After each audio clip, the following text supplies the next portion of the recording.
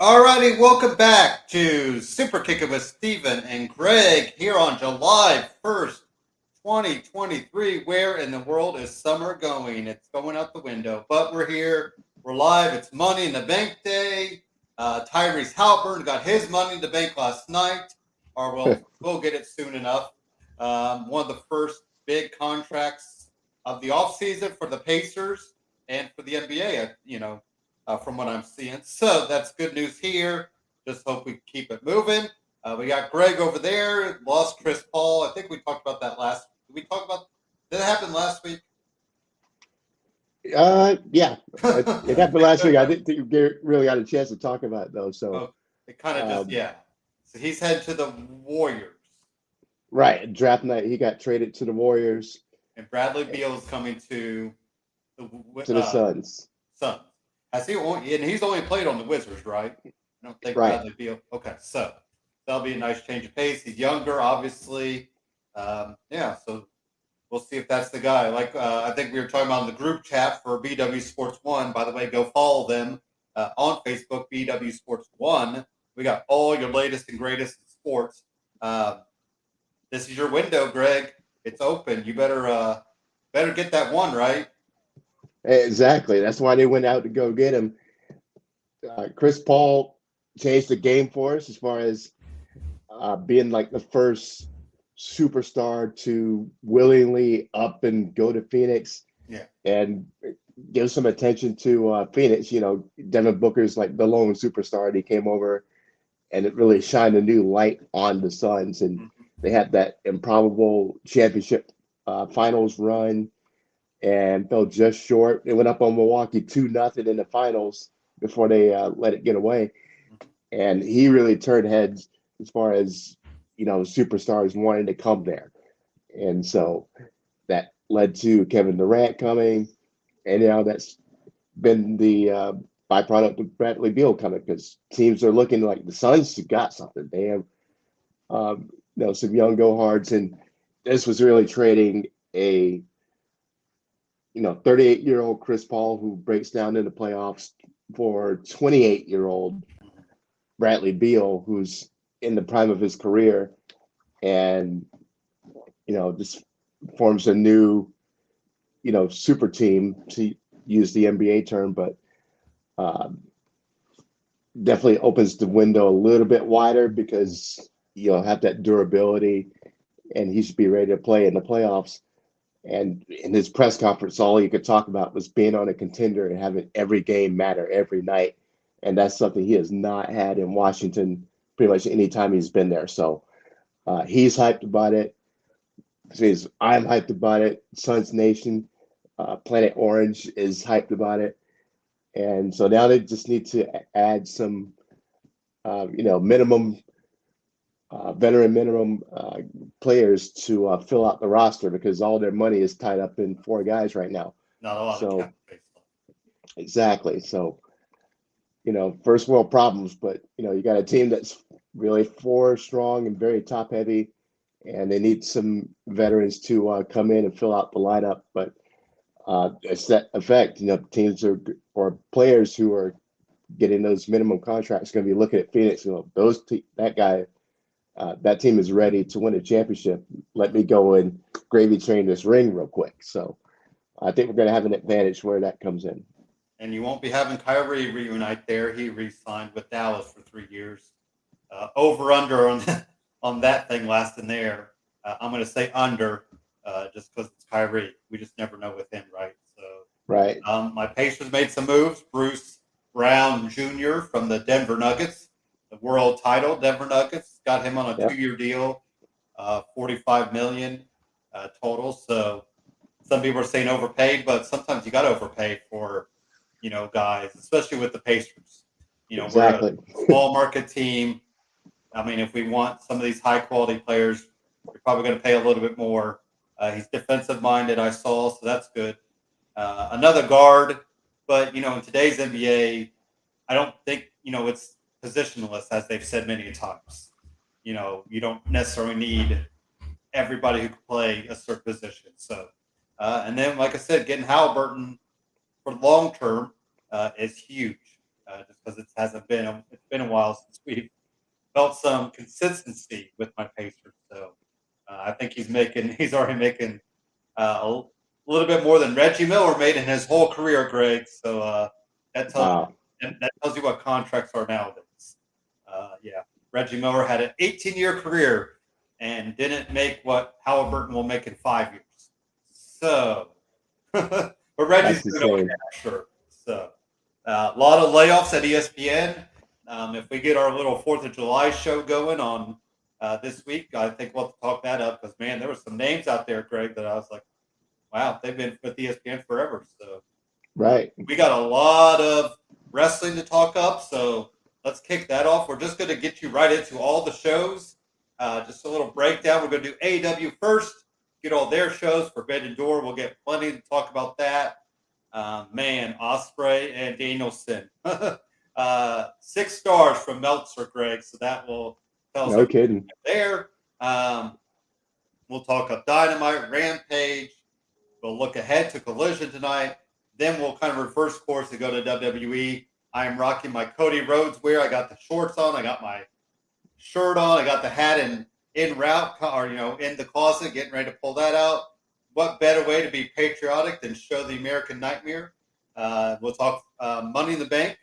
They did mention on commentary that Dominic and Cody could main event, but I'm just wondering if they're using that term loosely, Greg, even though there Right. could be a big beast that could show up in London if you truly are closing the night with it. So we will get all those thoughts going, but let's get to, we could kind of hit these just because it felt like forever ago now. We had, Collision. You did see Tanahashi win. That kind of set him up for the next night up at Forbidden Door. I think MGF cut a promo on him just saying, hey, I'm going to make you look like a joke. Open the night, by the way, on Forbidden Door was MJF and Tanahashi. So MJF did not have to work that long, Greg, at Forbidden Door as he wanted to. So Andrade picked up a win. Willow Nightingale picks up the win. Powerhouse Hobbs, who we'll see in action tonight against Dustin Rhodes in the Owen Hart tournament. Sorry. We got a lot of Owen Hart tournament stuff tonight. So that will take that off. And then we also saw Jay White, Juice Robinson, and the Guns defeat CM Punk, FTR, and Ricky Starks. Kind of, getting a good win for them. I don't know, Greg. Is this an official alliance with the Guns and Bullet Club Gold, or are we just kind of doing it just because it works right now? What are you thinking on that? It looks like it's what they're doing right now. Yeah. I don't know if the Guns fit the mold of Bullet Club material. Not that I've seen a lot of Bullet Club at all, but knowing who the previous members were, the Guns don't exactly fit the mold. So you're wondering if this is kind of like a, joining forces for a short time kind of deal, or if they're going to try to remake the Guns and make them into something more Bullet Club-esque. Yeah. So I'm curious about that. So right now it just seems like a short-term partnership. Yeah, I think they needed something more. So what better way? And this kind of gives a new take on the Bullet Club. You're already kind of rolling out with Bullet Club Gold. So why not give the Guns? And it looks like they're going to move forward with that pretty cool entrance by the Guns. Shooting the finger guns and spitting out the water. So I think that kind of works there. Any other thoughts, Greg, on Collision from last week? I know I kind of just ran through the results, but I figured we wanted to hit up Forbidden Door a little bit deeper. So any other thoughts on last week's Collision that caught your eye? No, it's just a good go-home show for Forbidden Door. Enjoyed the MJF and Tanahashi business to begin with, or the most. That match against Swerve and Tanahashi was excellent. Really enjoyed that match. So, yeah, it was a good go-home show. Of course. So let's get into Forbidden Door. Man, we had a lot going on here. We'll kind of start at the bottom. We did have Mogul Embassy pick up a win. They defeated Chaos. We also had Athena defeat Billy Starks. You did call that one, Greg. I went the opposite way. But Billy Starks looks like she belongs, doesn't she? She does look good. I mean, she's what, For 19 years 18. old or something like that. 17, Yeah. 18, fresh out of high school. So she's gonna get there sooner than later. I have no doubt about it. I think I think it's going to be a quick rise for her. And it's just crazy to think. And then Thea Hale being 19. I didn't realize she was only 19. I thought she was a little bit, maybe 20, 21, but she's only 19. So the youth movement is strong, Greg, in both, federations. And now Impact Wrestling, keeps looking like they're kind of still going to that 20 to 30-year-old range. I haven't really seen a lot of the young talent there. But Alpha Tasmo defeated Stu Grayson. Stu Grayson's still rolling with the Virtue, what are they? They're called the Virtue or something like that. It's Vincent and then that the other guy from Ring of Honor. They were two guys that WWE had on the radar, but didn't look like they ended up working out. So, and then also we had LIJ defeat United Empire. I did not realize TJP, formerly TJ Perkins, Greg, of the Cruiserweight Classic stuff. I didn't know he was in United Empire, and I didn't realize Jeff Cobb was in United Empire. So Jeff Cobb is the guy I've always kept on the radar. I'm surprised he's not signed anywhere bigger, Greg. Yeah, absolutely. I mean, just his work as Matanza Cueto in Lucha Underground. I said Lucha Underground. I was trying to think of who he was in there because I felt like he had to be in there somewhere. Yeah, he was Matanza Cueto. And I knew he was part of United Empire, and the guy is a killer. Everything looks so, destructive when he's in there, and he just looks the part, and you feel the impact of his matches, through the TV. So he's one of those special guys. And LIJ is they've been in New Japan forever, so probably not surprising that they got a big win there as far as that's concerned. So the main show, though, we started with, MJF and Tanahashi. Not much to complain about. I thought a really solid match. Tanahashi, that's another guy you wonder when his contract might be up. I mean, he does look older, but, does AEW come calling? MJF, and then on Dynamite, I loved MJF's little promo with Adam Cole saying, "Man, I love the way you fake that sickness, dude.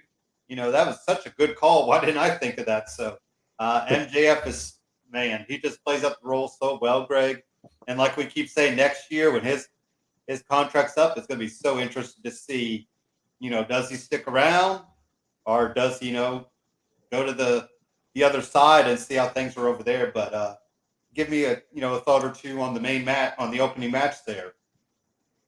No, good match. I mean, a lot of us in the same boat where, a majority of us are not, big followers or watchers of New Japan just because, you have to have like the most obscure channels to find them. And so we're still going into this new, and that's the job of the announcers to put over Tanahashi and how big a deal this match is. Yeah. And for the most part, they did a good job of that in the lead up, and plus giving us a good match with Tanahashi and Swerve the night before and kind of showing him off, showcasing him a bit so that we knew that, yes, this guy's a big deal in Japan. And now we see that, he's got some game, it's against somebody like Swerve, who's been beating most everybody he gets in the ring with. So, but it's definitely on the announcers to, get him over because we don't see him on a regular basis. And this match, I thought they brought it. MJF looked good, Tanahashi looked good, and they give us a really good match. So yeah, you got to think two big pay-per-views for Tanahashi and AEW against Moxley and MJF. Not a bad two pay-per-view run for him there. So we'll see who he ends up getting next year at Forbidden Door. CM Punk defeated Kojima. I saw an earlier video. This is way back in the day of CM Punk and Samoa Joe talking about Kojima and how he was yelling his name, and that's what he did in the match as well, Greg. It's a nice little heart back there What side of the fence do we think Punk is going to be on ultimately? Because he was playing up the heel, but I think he was doing it just because he's better on that side, and the moment made it for that, Greg. Mhm. Do you still think? I mean, it was a pretty mixed reaction. I think is what we thought it would be. Do you think we're still going to keep that mixed reaction for Punk going forward? Yeah, absolutely. Everywhere outside of Chicago, uh, you're going to get that 50-50 response to Punk. And it's a good thing for him because he can decide which side of the fence he wants to sit on. Yeah. And am I going to be the heel? Am I going to be the babyface? Because he can do either and be totally justified with it, playing to that side. Um, Canada's Canada. Canada gets weird as far as who they're cheering for and things like that. So I didn't put much weight into, this is how it's going to be when they get back to the U.S. But I did think it was, telling that most of the Canadian crowd wanted Kojima, Yeah. and Older guy. another, He looked old in the face, long in the tooth, as they say. yeah.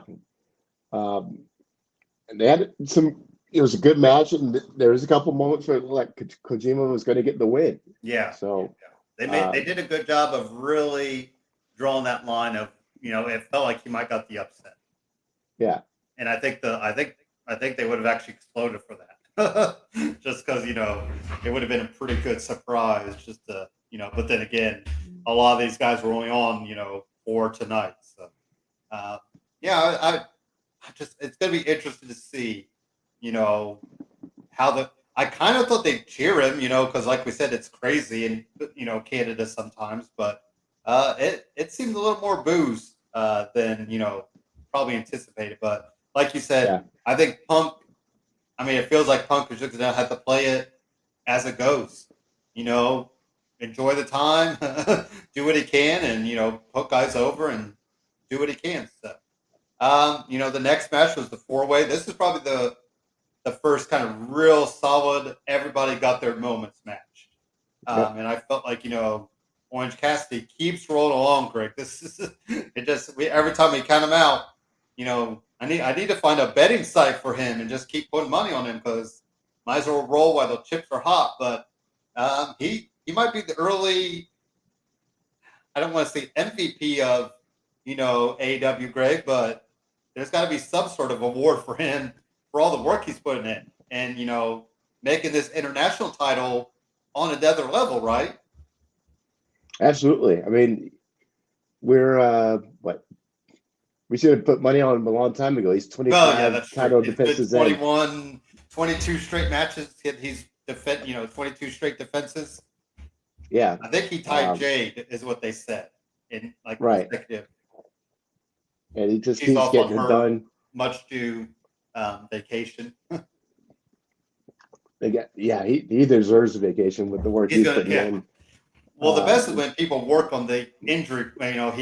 He mentions ahead of time. Oh, I'm hurting here. I'm hurting there, and then guys go after that spot. Like Zack Sabre Jr. I mean, that guy he can tie you in knots. It's crazy.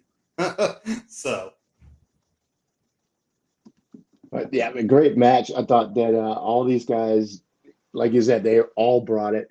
They all had, great individual moments, and then the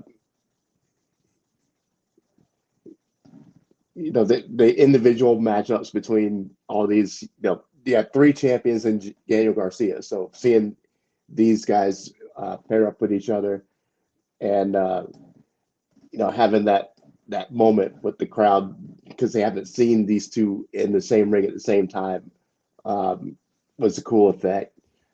Um, Daniel Garcia's dancing got way over. You could see that. That was hilarious. I was loving that.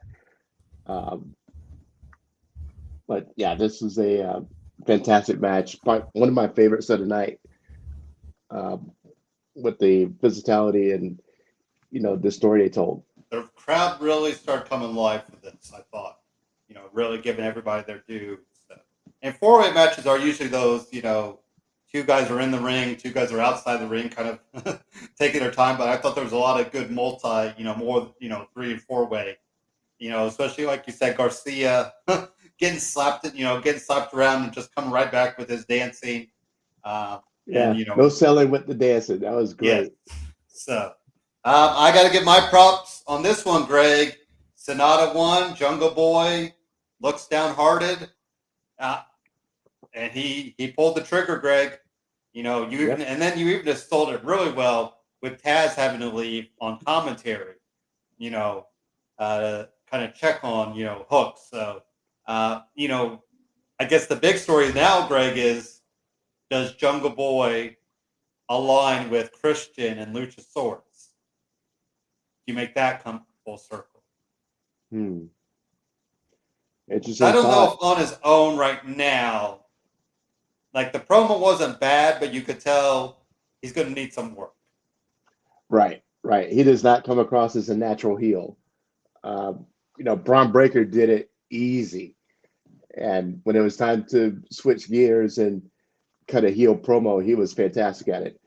Yeah. Jungle Boy was not. He was the exact opposite. It was seeing awkward and forced and pretty generic, really, with his lines and, just, heel promo 101. And there was nothing, memorable about it, except for the part where he says, "You'll never hear this song again," talking about his old entrance music. That made me happy because I hate that song anyway. But so I'll be happy that that's done with. But aside from that, he's got the hot girlfriend. Do we maybe pair Anna Jay with him on TV? Hey, well, I think I could remember who his girlfriend was, but yeah, which I forgot, Anna Jay. Yep.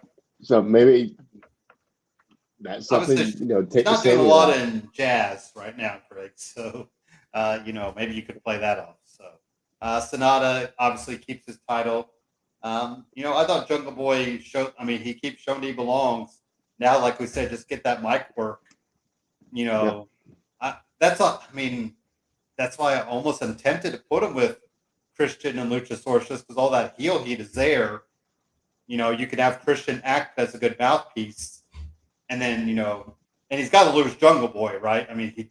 He's go by Jack Perry, and maybe not give him a theme song for a few weeks. Just let the crowd boo, and kind of like Ciampa, when Ciampa was a heel, that just no entrance music, no Titantron just coming right out. That just got the crowd on him. So I'd maybe do that route with him. So like pulling the hair back and get rid of that old Jungle Boy, look. Yeah. And you see it's starting to grow out the facial hair a little bit. Or could he go more Hollywood? See, I was going to say, could he go more Hollywood and slick back the hair?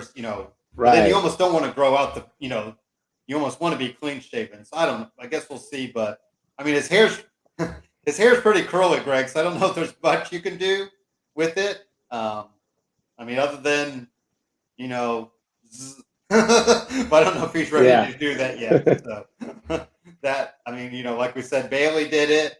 You had Mandy Rose pull a big change. So this would be a huge change if he shaved that clean. But I don't think he's quite ready to do it yet. So the Elite. I like this because I want to see Hook.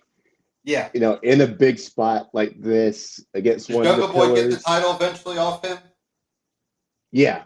That would give the heel heat if he doesn't, if his mic skills aren't coming along.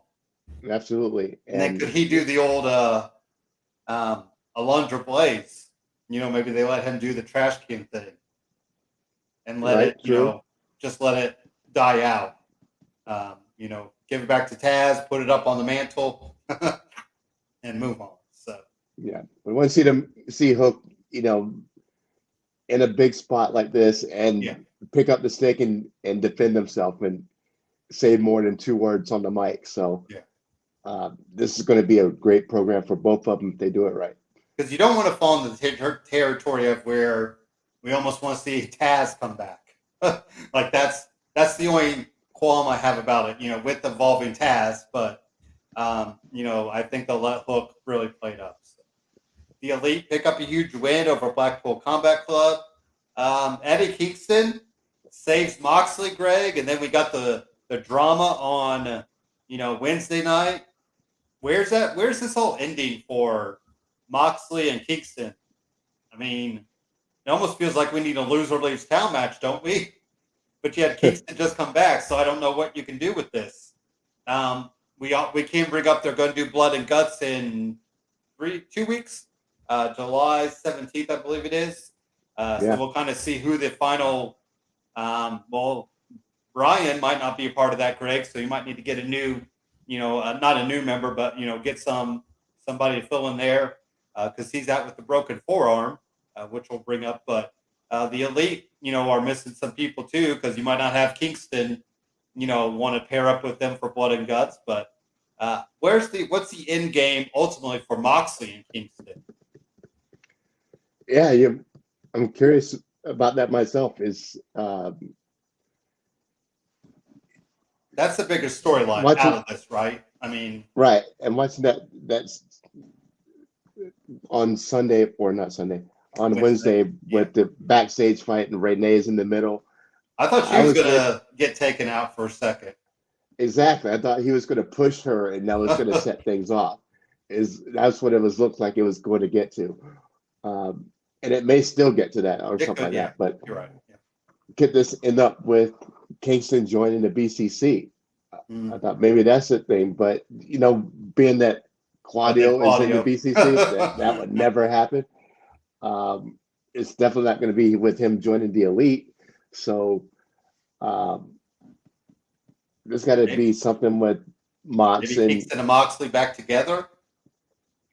Yeah, and does Mox leave? Because I think that's what Kingston was trying to tell him is that you don't need these guys. Yeah. You stand on your own, and will he leave BCC? So then that could set up something, something more, and that gives more Wheeler Yuta, and you have Takeshita, stepping up.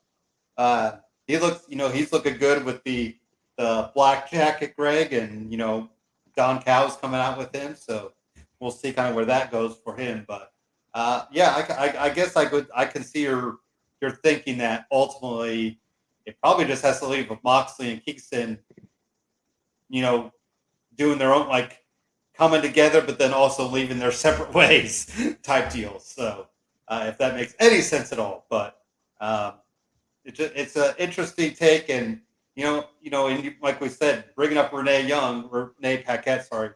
I don't know if she's ever really had any real physical, or I guess she did slap. Did she slap the Miz that one time? I felt like she did a pro. I think there was a little, yeah. So, and then obviously being involved with the biggest talking smack, episode. But I thought she's had a couple little run-ins here and there, but. I'd be curious to see if she does look, does she do an Aubrey Edwards and just get her one moment in the sun and be done?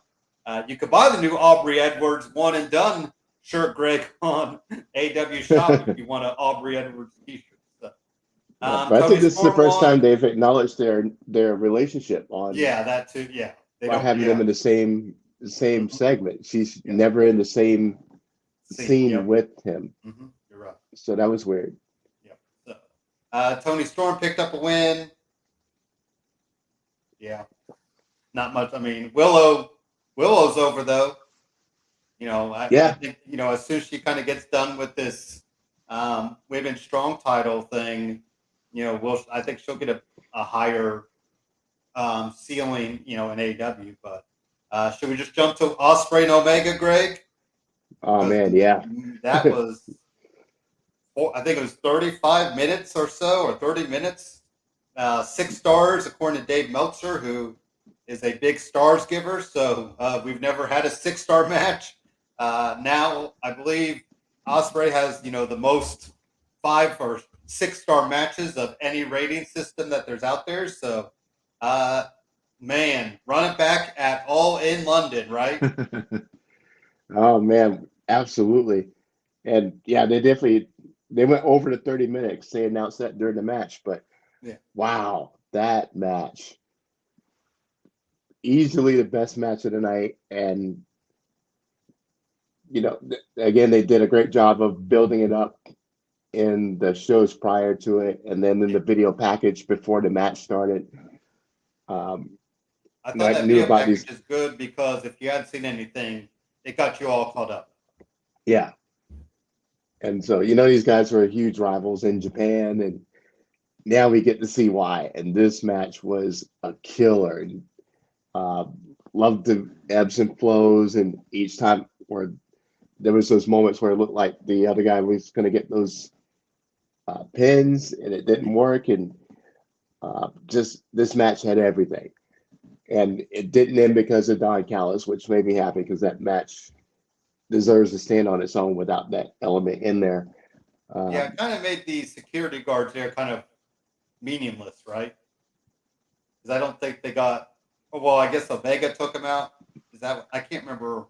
Like I was waiting to see if one of them would, unmask or something, but Right. they kind of were just there. Well, they were Callis's guards, so Yeah, that's that's why they right. were That's what they ended up being more for him. That's right. right. His military strength security team. But wow, this match just the that last 10 minutes just it got me on all levels. Just everything was perfect. Will hit the one and winged angel on Kenny, and then Kenny kicking out at one. Just so many mind-blowing moments in that last 10 minutes. But the whole match was just beautiful. This is what I wish we could get to see, every week. But it takes special talents like I was these gonna say two that to it's give us probably that. best that So it's not every week because then it does make this extra meaningful.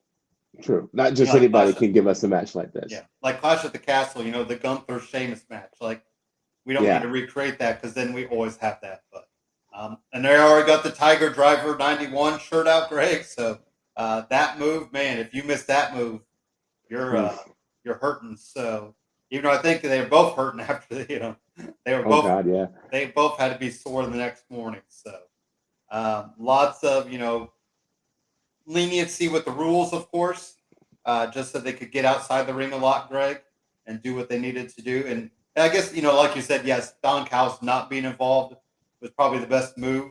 There was the little press conference, and somebody asked if Ospreay's there, for All In London. He's like, I'm wherever I need to be, and Tony Khan was just nodding. So I feel like we'll get the third. Do you think that becomes an Iron Man match, Greg, for All In? They could. It doesn't need to be. I mean, Yeah. We love to see an hour between these two, or absolutely. But I don't think it's necessary. These guys, they can't kill each other within a 15-minute span. It's going to go long anyway. Yeah. It looks like their previous matches did too. So, give me 35 minutes of that every time. I mean, it doesn't need to be extended for no reason. Yeah. But no DQ or whatever other special stipulation. Yeah. I'm here for it, and I need to see another match between these two. Yeah, finish it off because Wrestle Kingdom, Omega won, now Ospreay won, so you got to do the rubber match. I think I did call this one for Ospreay. Did you call Ospreay or Omega? I can't remember. I don't remember, to be honest. Okay. I remember thinking. I felt like you called Omega because I'm going to give myself the one up. Yep, I'll go with that because no, I felt like you did, but because Omega's had the title, but then I was like, well, Ospreay's probably going to go back to Japan for a little bit, so through the month. But either way, either guy deserves it. I mean, that's there's no bad loser there. So Sting, Darby Allin, and Naito won. Yeah. Yeah. Sammy Guevara does. I like we gotta pull the trigger on Sammy though. him not really wanting to do what Jericho wants him to do. Like, okay, give it another week or so, Greg, but that rope needs to be cut, right? Yeah, it's going to happen. It's just a matter of when. And I thought it was going to happen here with Jericho pushing him into doing that stuff he didn't want to do. Yeah. And it's not yet, but I think it's going to happen. Well, we got another, big event coming up in a couple weeks, maybe at that. Mhm. You So think we it's get coming. Jericho and Guevara at I guess it may be all in or all out? You think we get them 1-on-1? Yeah, definitely. Once he's out, then we're going to get the match. I'm pretty sure of it. And then Brian Danielson comes out to Final Countdown, his old ROH theme. Apparently a very pricey theme, Greg, so that might be I'm a one sure. and done deal there, I'm hearing. But it just got available, so that's kind of a good timing on their part, apparently. So Okada put up, once they had a lot to live up to with Osprey and Omega. And the only thing I think that kind of fell flat was the very end. Brian making him tap out, it didn't I think it didn't feel like that was the end. So I think that's why a Yeah, lot of people kind of were like, there's just this kind of lull for a second, but everything else I thought, they both proved why they main evented. I just think, you had Osprey and Omega one up it, and unfortunately that happens. Sometimes undercard matches will, and because we could have ended the show with Omega and Osprey, absolutely. when you really looked at it. So, but I thought, Brian Danielson, broken forearm, still wrestling about 10 minutes after. That's, him just holding his arm like this, Greg, the whole time, like this the whole time. I mean, that that son of a gun is, they talk about being tough. They got to be tough to, push through that, and adrenaline takes over, and you just keep going. So Yeah, I didn't even know that he did break his forearm. yeah, That's how great these guys are. Is that they can have an injury that severe and go through it as if nothing is happening. hmm And there's rivers of pain shooting through their body. Um, this was a good match. It definitely didn't match the ferocity that Kenny and Will did. So it's kind of a shame they had to follow that. But it is what it is. You gave it the build up, you gave it the top billing, and it didn't suck. You still gave us a good match, really, really good match. Um, and but it's it also wasn't that their first time ever meeting. Like right, that's you got to feel out what the other guys doing too. Like Omega and Osprey, they had Wrestle Kingdom, which was right. months ago, but you still have that kind of chemistry. And I mean, who's to say the language? I don't know about the language barrier. Maybe that I'm always curious about that. And Greg, working with somebody whose English is not their first language. I mean, that's got to be a little tough too, and being your first time in the ring together. So that's asking a lot to deliver. But like you said, I thought they did. I just thought the finish fell a little flat because it didn't feel like the finish. Yeah, it There was was other very times that it felt like unexpected. the finish. I think that was the thing. It felt like other times there was the finish happening, and they just couldn't get right to it. So. Um, Yeah. and Um, I mean, a 5 hour night. That's a lot of wrestling invested. A four true, hour night, true. whatever it was. So, um, I will say, so I watched it in movie theaters, Greg, and people were, kind of cheering along, clapping. My only criticism was they kept the house lights up, so the movie theater Really. had lights on, and so it's kind of funny because people might get on their phones for a few minutes, put it down, talk, kind of chat. Um, so I don't know. I would have liked the lights down. I think that would have given a better environment for it. But you know, Yeah. and my other qualm was I sat next to a guy that had flip flops on and he had no socks, and he had the recliner back, and I kept seeing his feet in the corner of my eye. And I'm not a flip flops guy, so I don't like seeing feet. So that was my other criticism, but that was not there for movie theaters. So I'm not a flip flops. I'm like, oh man, like really? Because I bought a seat by myself, and then there's two people sitting next to me, so I was like, okay. But like I said, yeah, it was kind of interesting that, like, I thought maybe they'd keep the lights on during the pre-show, and then kind of like a movie trailer and turn them off, but they kept the lights on, and people were cheering and clapping and kind of enjoying the show, but it was weird just to kind of have the lights on the whole time. So, but yeah, so there we go. First movie experience of watching a pay-per-view event live at in a movie theater, Greg. So don't know if I'll do it again. That's I've thought about it because yeah, it's definitely pretty expensive, $50 a pop to watch it on BR Live or whatever they're streaming on. I mean, that was the thing. Yeah, it's $50. It was $25. Sit in a movie theater. I mean, yeah, it's not a bad deal, but yeah, I think I'd rather be in the comfort of my own home next time. Yeah, they need to get the streaming deal up and running so we can. Yeah, that's what. Yeah, we'll have to see. I mean, it sounded like from all accounts that was coming soon. So, let's get into some Dynamite. Moxley and Ishii, went to war.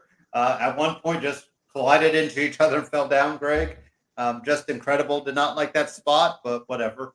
It's just incredible. I mean, I don't know how many high spots he has in his life, but anyway. So, then like we brought up the Renee Paquette segment. That's really the bigger story. Where is Moxley and Kingston going? So. Any thoughts on that first opening match, Greg? Yeah, great match with Moxley and Ishii. These Japanese guys are just built different, and especially him. Yeah, definitely him. He looks like a very mean Buddha, just the way he's built, and he's triangular in his shape. Mm-hmm. But I think man, the guy's a tank. Or he has Pitbull written on his tight or his singlet, if I remember right. Yeah, he's just an absolute tank. So him Moxley is the perfect matchup, and he gets to avenge the loss from the night before. So great way to start the night. What else did we have? We had Orange Cassidy, Keith Lee, and Bakingo, Greg, the most random team we could think of.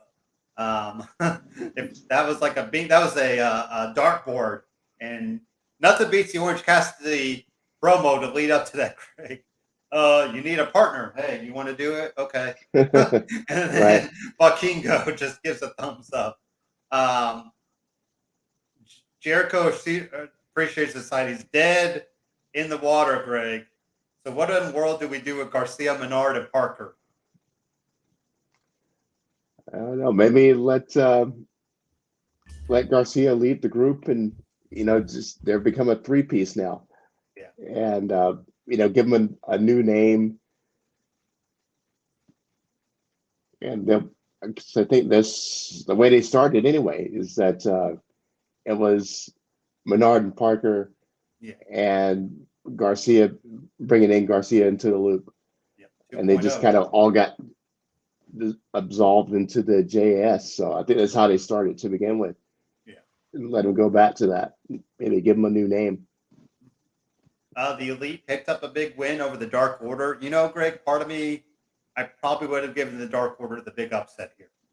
I mean, I don't think the Elite needed the win. We got the Hangman Page stuff happening, but I don't. We'll see where the Dark Order goes. That's another team. We just got some guys that need to find some footing, right?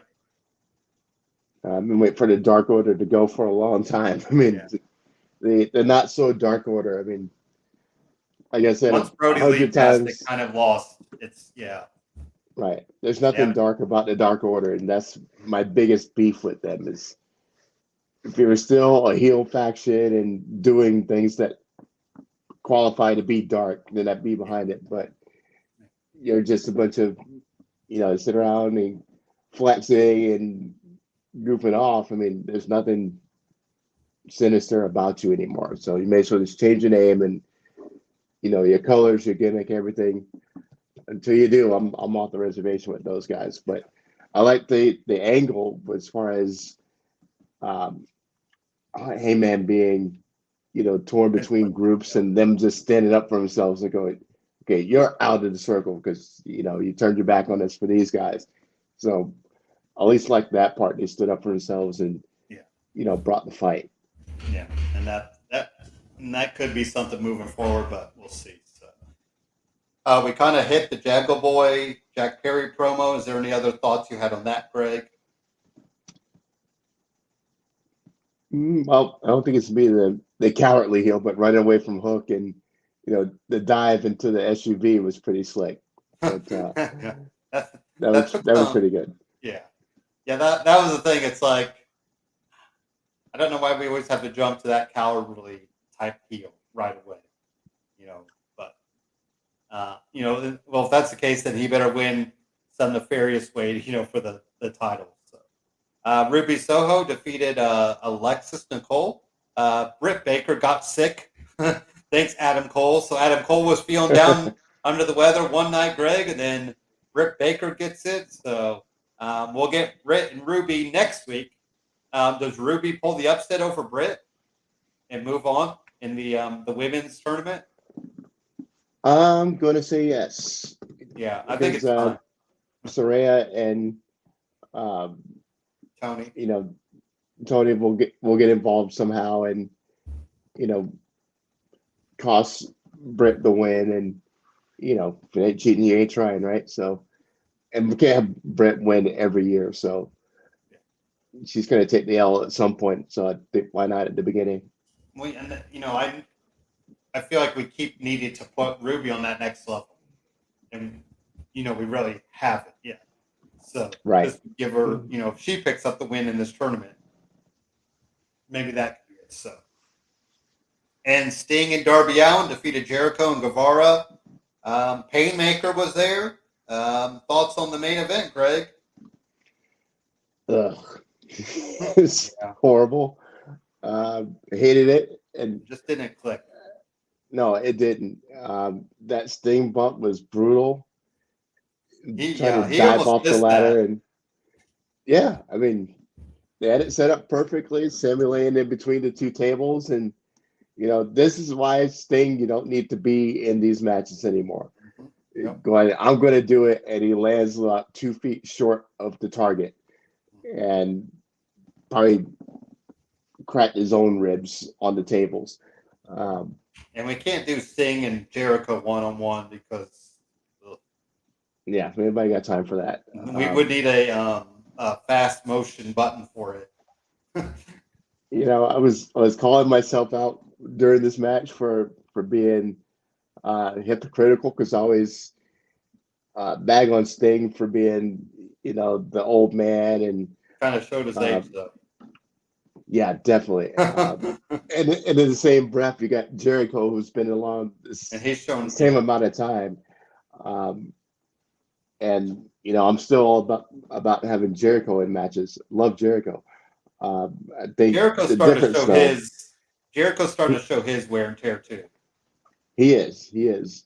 But Jericho's definitely been a lot more believable. He's been a lot more relevant. He's been a lot more impactful and a key part of AEW's success from day one. Yeah. I think that's why I give Jericho a pass, because he's kept himself in great shape.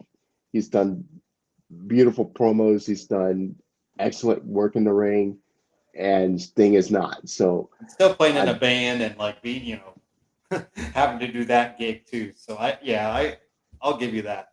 Well, plus, I mean, by now the Sting and Darby Allin partnership probably should have been done, right? I mean, this thing just keeps rolling along. I mean, it's been since Sting first came on the scene. Like that was, 3 years ago. Like, okay, we get it. Like, time to move, move forward with this, and they, haven't done that. So, yeah, we just all, and I mean, Guevara is probably being brought down because of it, right?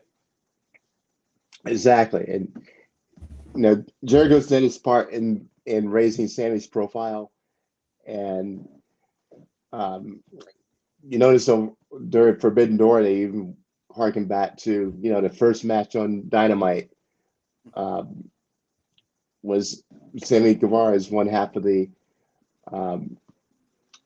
competitors in that very first match. Yeah. He's an OG, and now look where he is. Just had an amazing Pillars match last month, and his star has risen with the help of Jericho, and now it's he's as far as he's going to get with Jericho, and now it's time to break it off and let him fly on his own. So, he's done his part, and so is Sting at this point. He's got Darby, his profile raised. I don't know how much more would have. That's the thing. I mean, I don't know if has Sting really done anything for Darby. That's the thing is, I really don't think so. I mean, what are you gonna do? Make him darker? Yeah. And Darby does all the stuff that he needs to do to get him over. He's like they said, Jeff Hardy. So I mean, that's who if you could have given us a good feud between Darby and 2008, 2009, Jeff Hardy. Greg, that would have raised Darby Allin's stock. That would have been that would have been like Taker Hardy. the old vet kind of giving the young guy his props. So. And Darby's still young. I think he's 25, 26. So he's still got a lot of time left of him. So but I just don't know Sting. At least they didn't give us Goldberg, Greg. True. I was grateful about that. We haven't crossed that bridge yet. But, some stuff happened on Rampage. We had Claudio pick up a big win over, was it Commander? I think. Yeah. Sean Spears. How about that guy, Greg? He's still around. Yep, and doing the 10 gimmick. Yeah. Maybe if you're gonna do that, go back to WWE and do it right. Well, that's his career, Greg. Like people are like, oh, he just got held down by WWE, so he goes to AEW, and like we saw the stuff with the Pinnacle. It's been a lot of start and stop with him too, though. Yeah. And granted, he was off TV. When his wife had her baby, obviously, that's the first one. So I'm not going to give him, that. But even before that, Greg, he was kind of, just never picking up wins or just never, he did the chair shot though on Cody, right? The head shot. Yep. And that should have been, something more. Then again, Pentagon did the arm breaker on Cody, and that should have been something more, Greg. So maybe there's a common factor there. But anyways, so I think Sean Spears is just gonna be Sean Spears. He'll just be there, pick up a check, and that's fine. Right? I mean, yep, pretty much. I mean, you should let's just bring him out for the Canada shows since he's Canadian. He'll get. That would be kind of funny if he's just here the next couple weeks, Craig, and then disappears off TV again because they're back in Canada next week. I think they're doing another couple shows up there. So. What about Johnny TV? Nothing beats Greg. What's her name? The girl in the group. She calls out Bowens and says, "Hey, you're interested in me?" He's like, "I don't know what you're saying. I'm gay." And then you had a "he's gay" chant, like not ironically, like not used in the way you would have used it back in the day, Greg. We could say that. So great. Who would have thought on wrestling TV you'd get a "he's gay" chant in a non-sarcastic, non-ironic way like that. Right. It shows the ways we've come. And even Impact Wrestling is going to do a Pride show soon, like featuring all, you know, LGBTQT talent that they have. So it's kind of crazy to think where we're at. You know, there's still times that, you know, I think about back to the HLA stuff, and I'm like, man, Oof. I'm far away from that. But, you know, brawl and panty matches. So, yeah. Right. But good on Bowen, you know, to kind of play that up. So, but, you know, we thought about it. We thought his name would be Johnny Elite, but it's Johnny TV. So, hey, QT Marshall picks up a win because of it, Greg. So, there you go. Yeah. So I Rampage know is, John Morrison looks good. I'm glad he's part of the show because yeah. he's always been fun to watch in the ring, and you know now he gets to be with his woman. And I was gonna say, do we put Taya in maybe QTV there soon? She's already shown the heel side anyway. true, I know him doing the fake TMZ Yeah. layout is pretty lame. Yeah. So I'd rather see Taya and Johnny do their own thing. Yeah. Sheeta picked up a win over Taya. Taya, sorry. Good for Sheeta to, you know, get a win. It's hard to remember that she was the first one to 50 wins. Yeah, she eventually got that 50th win. Yeah. Serena Deeb. Greg, there's a name. Where in the where are you now? Serena. I know I think she has some type of injury or something, and I don't. but man, I was enjoying her a lot Yeah. with her professor gimmick and um, you know, talk about twisting people into pretzels. She was great at it. She was finding So her footing, and then she just kind of, like you said, I don't think it was injury, but you know, who knows? So, yeah, she and disappeared then though. looking ahead, so MJF will be in action. They've already taped this, Greg, apparently. So there are spoilers out there if you want them, but so I will not spoil it. But MJF will be in action. Chris Statlander over Lady Frost. Lady Frost is a girl or a woman, Greg, coming up that, you know, I've seen a little bit here and there. I saw her at Square Circle Expo. I think she's going to be one of those names that whenever her contract's up, you know, wherever she's at, I wouldn't be surprised if she gets a call on AEW. You know, all elite type stuff.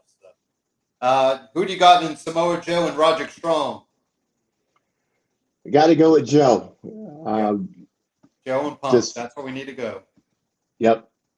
First big rivalry for Punk since coming back. So, and then Powerhouse Hobbs with the win. Yep, Hobbs gets the win.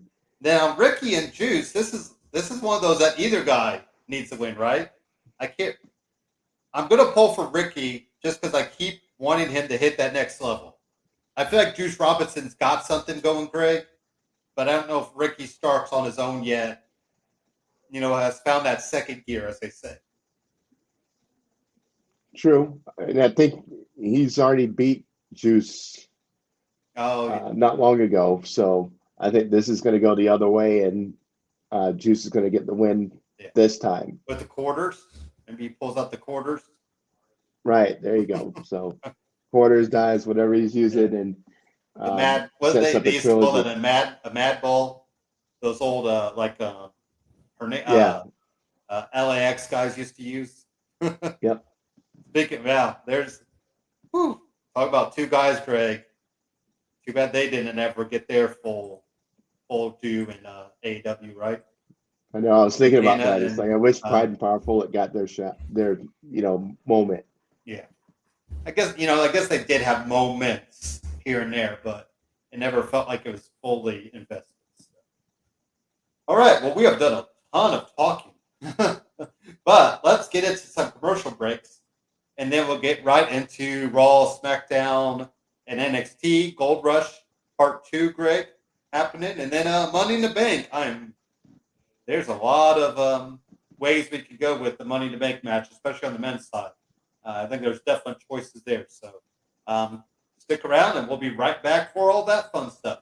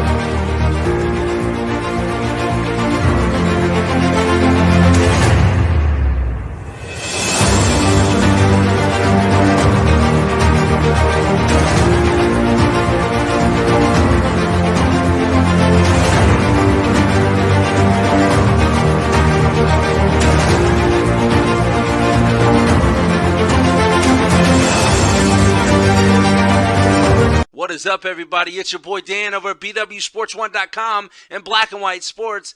And I'm wondering if you're ready to buy or sell that home, now's the time, and I got just the person for you. Mr. Sean Nugent, a.k.a. Rockstar Realtor himself. 317-503-8322. Put that home on the market. Get into your dream home with this man. Talk to Sean at Talk to Tucker today, 317-503-8322, and make sure you tell him the boys over at BWSPORTS1.com sent you. Alrighty, we got a lot of Raw stuff to talk up.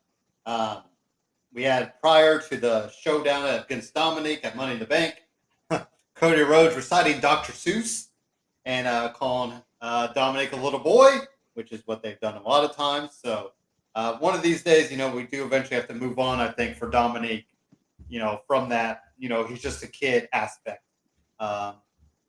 Whenever that might be, Greg. But Dominic did defeat a powerhouse later on in the night in Tozawa.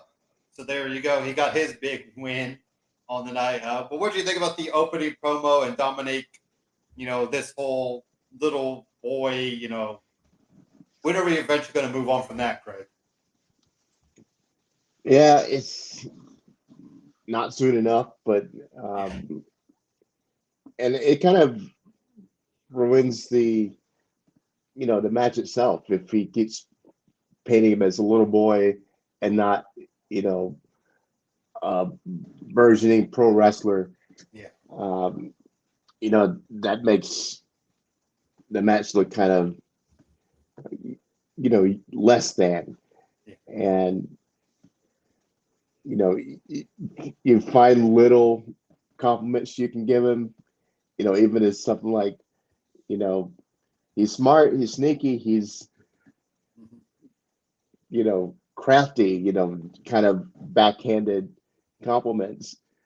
But you kind of give him credit and build him up a little bit. So it looks better when the match goes down. So, the little boy thing is getting a little old. Yeah. Like I said, I love what they're doing with him getting booed out the building every time he tries to speak. They're milking that to death, and as they should. Yeah. You want to keep as much heat on him as possible, and I hope he's using this time right now with to learn how to deal with the boos and the heat, and it looks like he's playing into it really well as far as just saying a word and letting the boos rain on him, and getting agitated with it and just leaning into it all the way. This is where you need Paul Heyman, hopefully in his ear a lot, backstage about how to handle that. Yeah, so it's good for him to learn with this right now, and it's helping him and it's helping his character. Mm-hmm. So, love how it's playing out right now, but you're right, they do need to get away from the whole little boy aspect and take that out and leave everything else, and they'll be okay. Ricochet defeated Nakamura. Bronson Reed involved again. Do you think Bronson Reed gets involved in the Money in the Bank match tonight, Greg? Because he kind of keeps cycling around it. Yeah, I think it may be a reason that one of them ends up splattered on the floor and, loses their opportunity. Or that moment where one of them is about to make it to the top of the ladder Up there. and there's nobody else in sight, and then he just comes up and yanks them off the ladder. I think that's the spot. But this is a good little I think this is under the radar, undercard feud that I think it's building up Ricochet, isn't it? It is. And he needs it. Yeah. Still need promo time from him. Right. And I've been all about Ricochet from the beginning. And it's what he needs. He needs that time. We know how great he is in the ring, but we need those layers and that character added to the mix.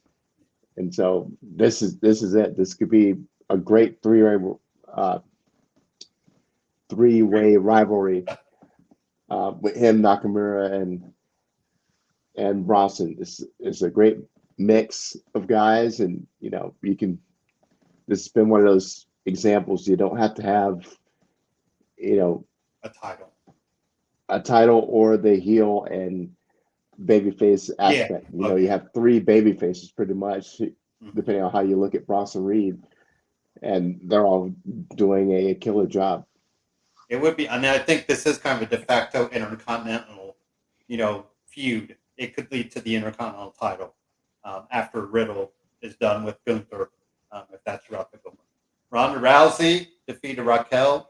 I kind of mentioned this with my, I watch every Monday night with my mom, Craig, and I'm like, man, Ronda Rousey feels like nobody now, doesn't she? And that's she does. I mean, with all the, I was at WrestleMania 34, where she, was with Kurt Angle debuting and against Triple H and Stephanie.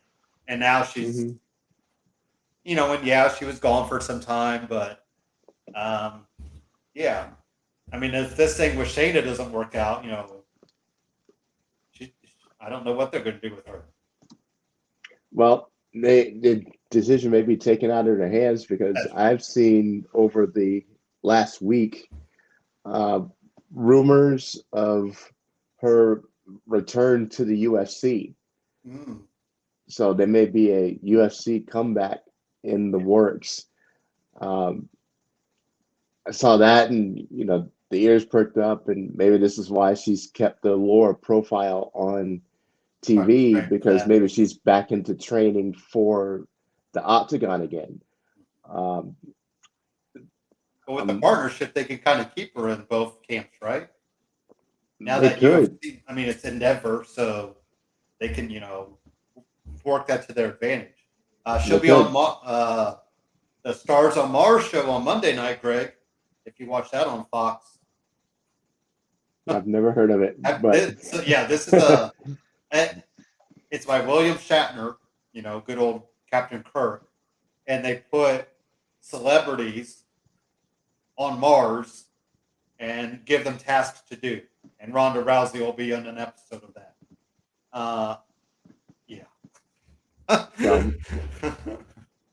Anyway, that might be happening, and that may be why she's gone to a lot less visible aspect. And she had the baby too, and I understand wanting to be home with baby Rowdy or whatever their last name is, and I understand that.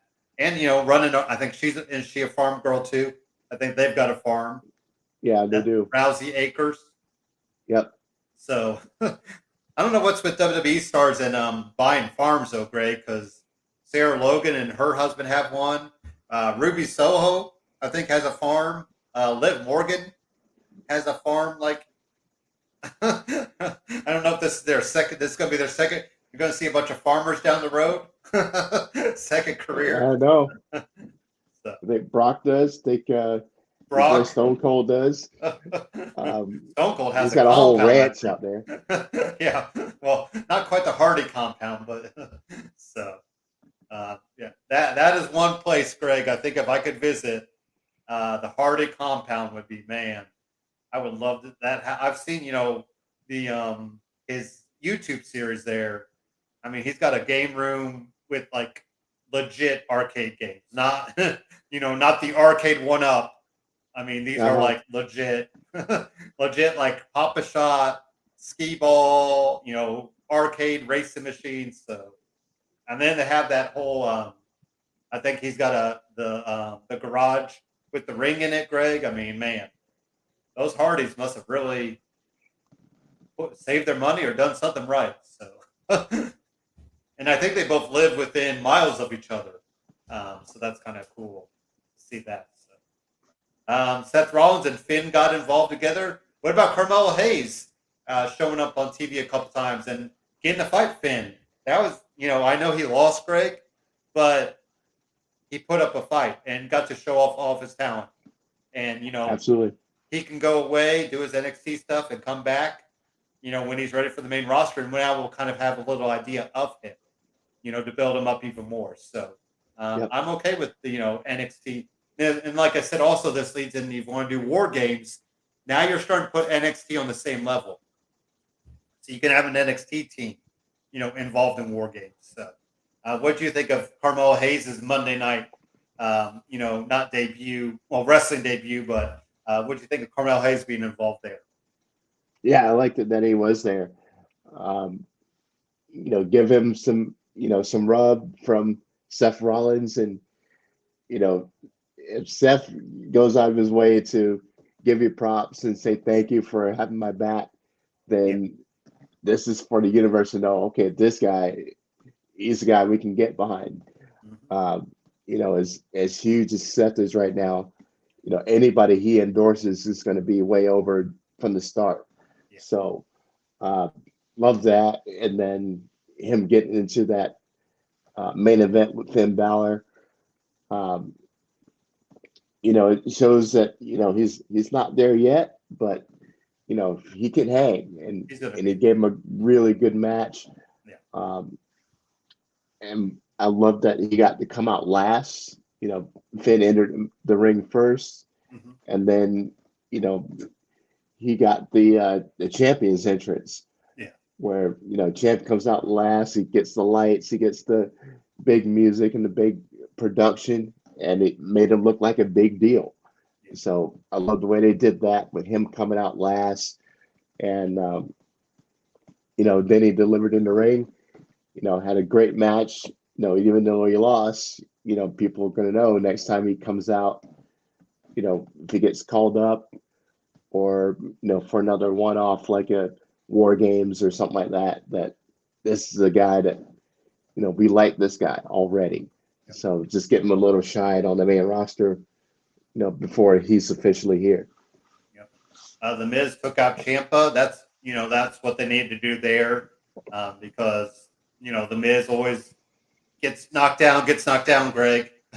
So he needs to always come up, get over on somebody here soon, or not often. Sorry, once in a while. So good to see that there. Any thoughts on the little? I mean, that wasn't much there. I wanted to get into Money in the Bank Summit for the women's, because Becky Lynch was coming out on top, Greg. I think that will play into our predictions of who might come out on top, because I don't think you have Becky go to the top of the ladder then and again tonight, right? Right. They kept saying that this is the one match Becky Lynch has not won. So yeah, that is. But when they point all the arrows in one direction, they usually go in another. So that's my only hesitation with that. I think we all see Becky as the girl who's going to do it, but then you also have Trish and Zoe in there, right? And I'll say that for the prediction, but yeah, I have a sneaking suspicion about somebody in that match, so I'll just say that. And then we also have Gunther defeat Sami Zayn. Riddle came out there. We're going to get Gunther and Riddle tonight. or today, sorry, tonight in the UK. I'm interested to see how that match is going to go because you got two legit hosses, Greg.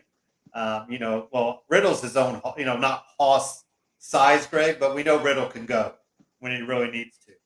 Absolutely. This is going to be one of, and it's going to be a good opportunity for, him to kind of show, is he really back? So, yeah. And then what about Damian Priest taking the L? That gives me a little pause for predictions tonight, Greg. With Damian Priest, getting a world heavyweight title shot. You had the Finn Balor stuff come up. Yeah, I might be showing my hand there with Damian Priest, but obviously Cody Rhodes picks up the win there. But any last thoughts on Raw as we wrap up Raw and get into NXT for a minute?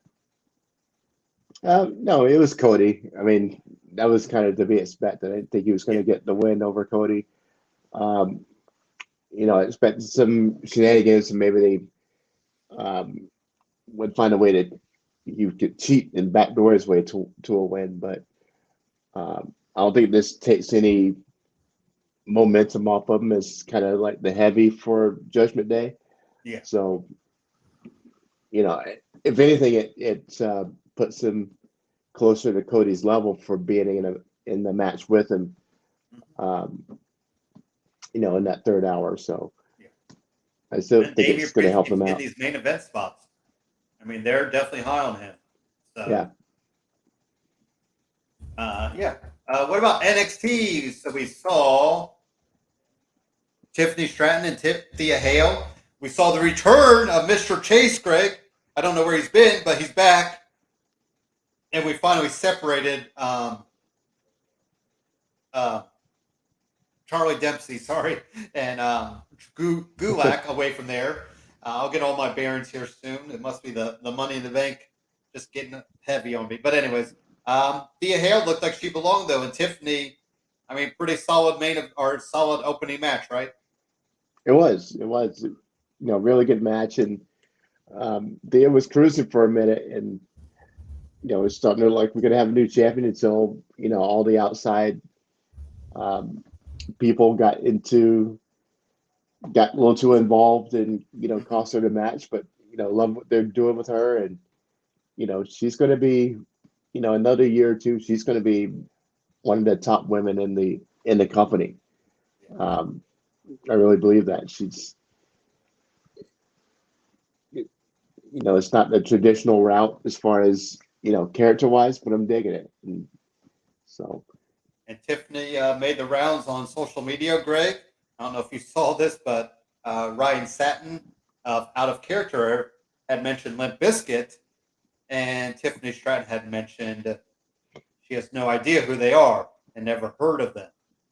So our age is showing, Greg, that Tiffany Stratton. Now, she also threw this question back on him because she had mentioned she pulls a lot of character inspiration from High School Musical. And I don't know about you, Greg, but I can say I've never once seen High School Musical 1, 2, or 3. So there we go. Well, that makes two of us. I didn't even know there's three of them. Not trying to assume for you, Greg. Maybe you're a High School Musical Glee here, but yeah. So I do know you know who Limp Bizkit is, though. We both have seen him in concert. Yep. Oh, you have you? How are they? Are they good in? I don't know how they'd be in concert. Are they pretty good? They were really good in concert.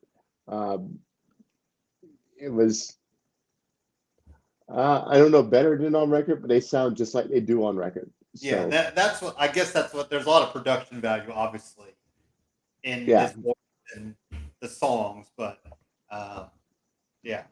So and they actually played Lollapalooza a couple of years ago, and I was free to watch. I was going to watch it because I was curious to see how they sounded. But anyway, so yeah, I go see him again. We can't forget they played 3 times at WrestleMania, Greg. So the only band to ever do that, and probably will ever do that. So there you go.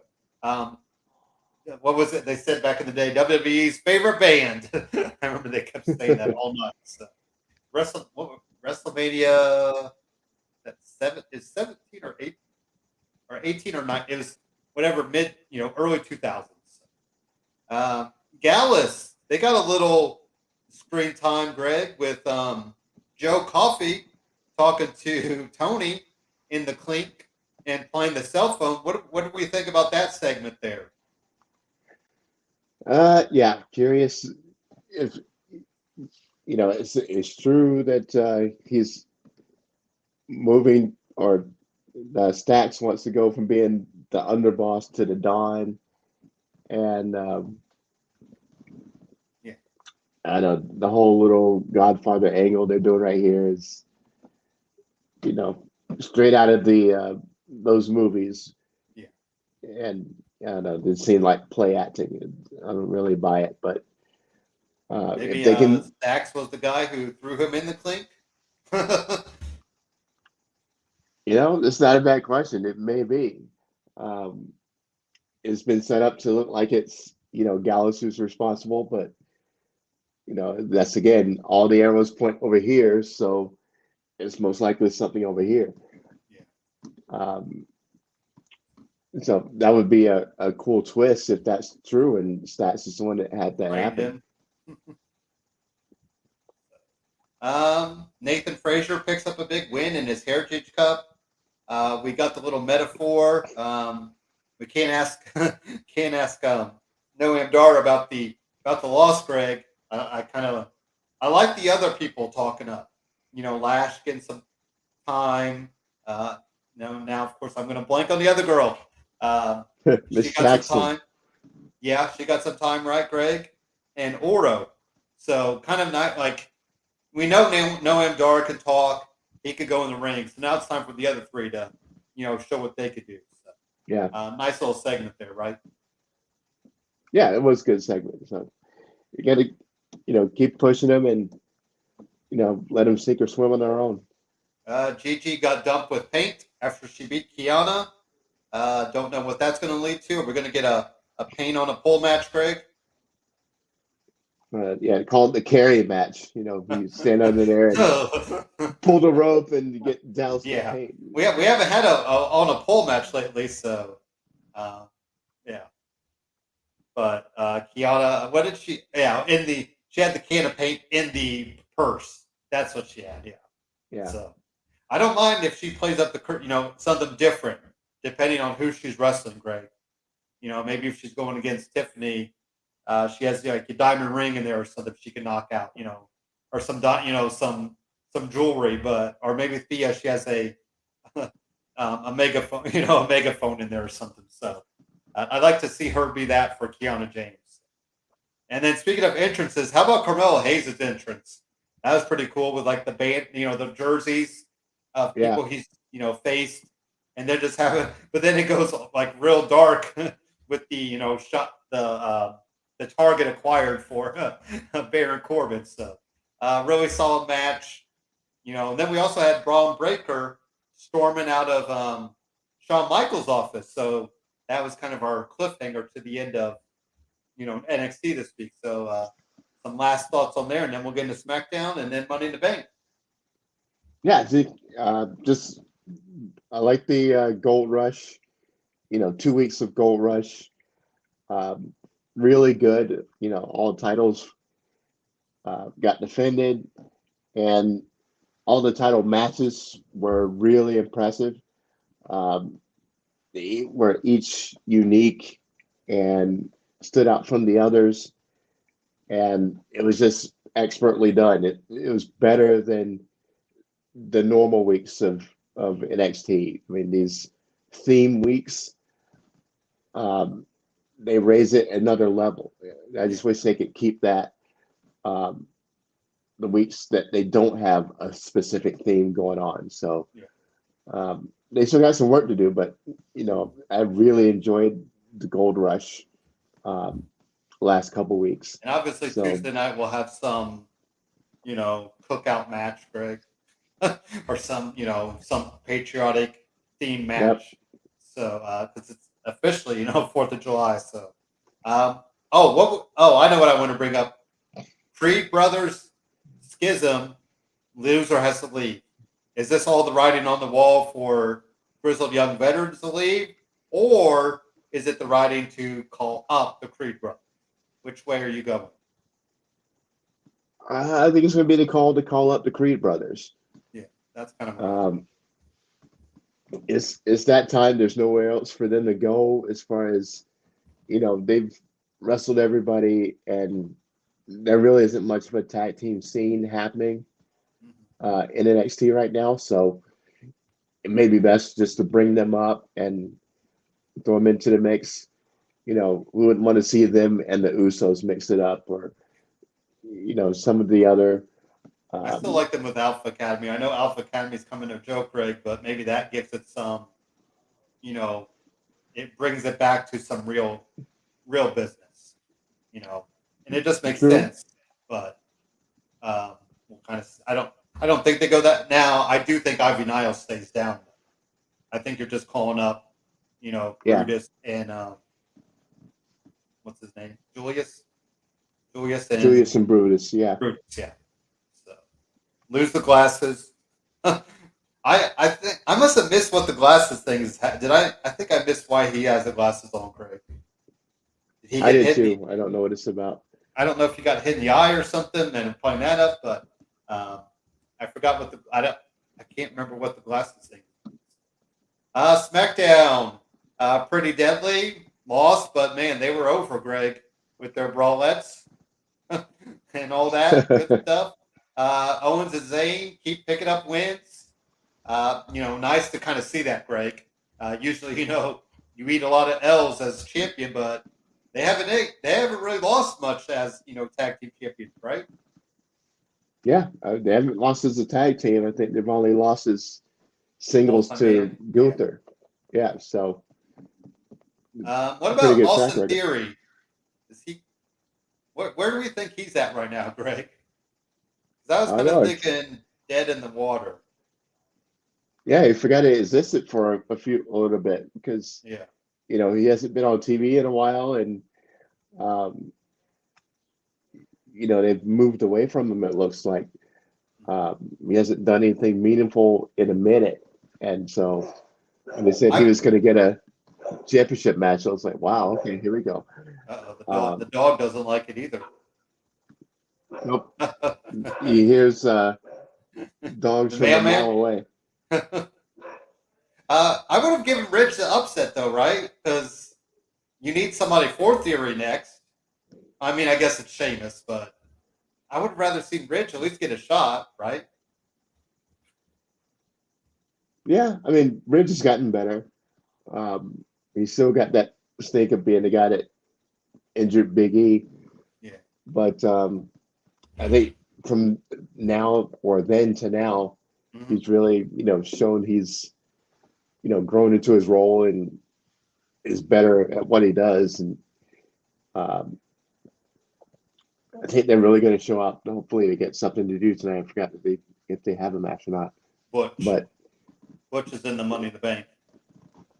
And I'm still expecting him to I wanted to do it last night, but just to get on the mic, go, I'm Pete Dunne. And, listen to that crowd pop. But, I don't see why, Ridge can't get a championship match and just be, elevate his profile too. Because Sheamus in Theory, I felt like we've already kind of seen that, so I don't know why we're revisiting that. But unless you're pulling the title off Theory. So, what about Bayley and Shotzi? It looks like we're leading to a hair versus hair match, Craig. Because you had Bayley cut some of Shotzi's hair, which you could tell that was there's no tricks here. That was a weave. That was not real hair at all. So not a big deal. But we haven't seen a hair versus hair women's match in a while, Greg. So I'm kind of game for it. Yeah, let's see it. And I feel like Shotzi would go for having her head shaved. She's kind of crazy. So, we know she's ballsy, as they say. So, maybe she wants to reset the hair. Hey, why not?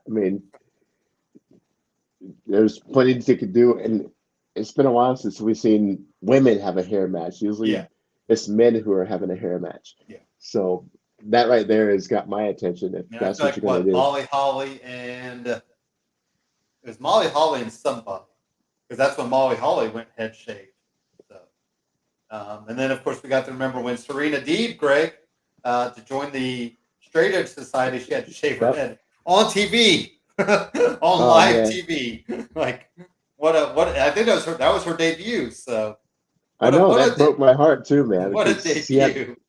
She had that long. Hey, we're gonna put you on TV, but we just have to shave your head first. So. I know. I was brokenhearted watching that happen because. And man, if Bailey with the shaved head, Greg, that would be quite the look. But I kind of feel like Shotzi can pull it off. So I'm kind of wanting them to go that route. So we had the Grayson Waller effect happen, which led into Butch getting a win. So sorry, Butch fans, no money in the bank case for him, Greg. I think Butch is on the low end of odds for tonight. Yep, I agree. What about like everybody who touches it beforehand is not going to get it? Yeah. What about Logan Paul's shot at LA Knight, calling him out, saying you could have been a manager, since you haven't done anything for the last 20 years. I think the rumbling is that could be a program after this, Greg. LA Knight and Logan Paul. It's a good spot. I mean, both of them are effective on the microphone. LA is, over. is so over right now. It's so beautiful. And when he comes out and the place is blowing up, that your boy over here is geeking out for every second of it. Mm-hmm. And Logan is the perfect foil for him as far as, being that guy that everybody's going to hate. So everybody's going to be rallying behind LA Knight. And those mic battles are going to be great. And, it's going to, even with Logan Paul, it's going to be putting LA Knight on a higher level. And he's already there. He's that guy that, the universe has decided to. Too, doesn't it? For the briefcase? Maybe not, though. Yeah. I mean, I think him with that briefcase is going to be money. Yeah. LA Knight. I mean, he's the odds-on favorite. So I'm still keeping my fingers crossed because I think that it's printing money to have him as hot as he is right now as the guy holding that briefcase. So. And I think we called this, Bianca buying a ticket, Greg. So she's not on ringside. She's just in the crowd. Do you think she's going to go total heel, or is she just going to play up this kind of tweener character? I think she's going to be a tweener because she's not more aggressive. Yeah. She's not going to go full on heel, even though I'd love to see that. But it's hard to do it when you have Charlotte and Asuka too, right? I mean, because you have Charlotte, who's kind of a face, but she's better as a heel, Greg, and you have Asuka and her heel run. So I don't know if, you put Bianca in the middle of that, that's a lot of heel. That's like a lot of heel stuff happening. Yeah, but I think the way they're painting this is that Charlotte and Bianca are going to keep getting in each other's way. Yeah. In their quest to become champion, and Asuka's going to be the one who benefits from all of it. Yeah. Right. So, and this is eventually going to set up Charlotte and Bianca to have their big feud with no title implications, and Asuka's probably going to end up with the woman who is up with the Money in the Bank. Yeah. So. You can shift that and give whoever to Asuka for the time being. Yeah, but that Charlotte Bianca, that's a rivalry that we haven't seen yet. So, it's long overdue. Yeah. And then finally, the Usos started this, Greg. So this is going to go. Like I said, I think this needs to go a few pay-per-views. What about Roman laughing when Solo was going to be mentioned as the new head of the table, and Solo didn't really care for that, Craig? What about that moment there? It was juicy, wasn't it? Yeah. Very juicy. Just he starts laughing, and Solo just cuts the eye on him. and he almost squared him up for a second. There was a turn like, I will hit you with this spike too, Mhm. and then Roman kind of saw it and he directed it back to the Usos. Like, no, see what you're doing. We're not doing this. And, but it was good. It was a great moment, and you know, the writers for the Bloodline story need Emmys because this is just great stuff. So, Yeah. love that moment there when Roman just starts laughing about Solo being the new tribal chief. I thought they were going to name, he who has not been named as who should be tribal chief. Um, if you smell what I'm cooking. Yep. And when the crowd started chanting Solo, I was like, oh, okay. And then Roman cracks up. It was great moment. Great moment. All right, well, let's get right into Money in the Bank stuff. Let's start at the bottom here, Greg. We got some predictions happening. Gunther and Riddle.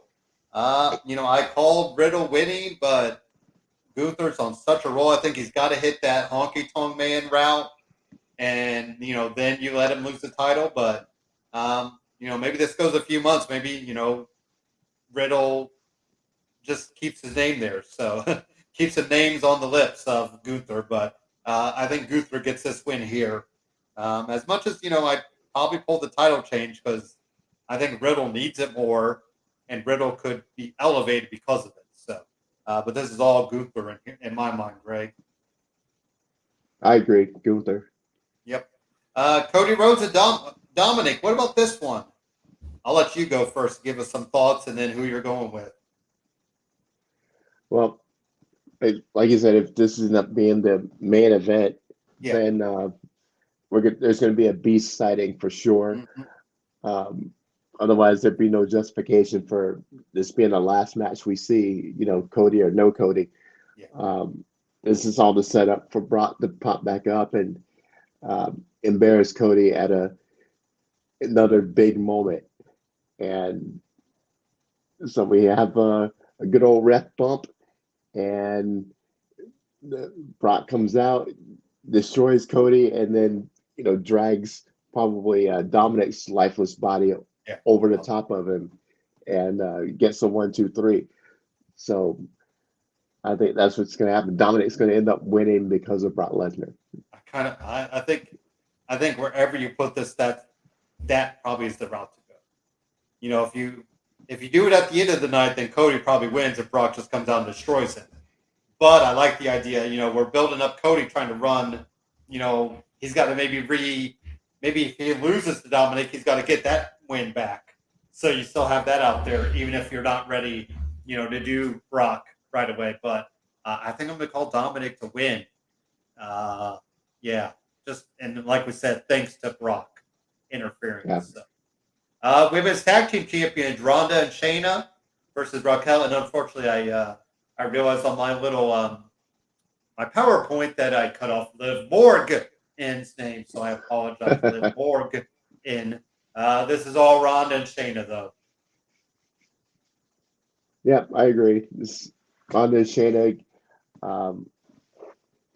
Hopefully, Liv is good to go now, but Yeah. I don't think they're ready yet. Yeah, I guess that's the thing. Let's see how much action she gets. I don't think they bring her back if she's not ready, though. And shoulder injury, I don't think it keeps you out too long. So. Seth and Finn, Greg, this is a rematch of 2017 SummerSlam, whatever year it was.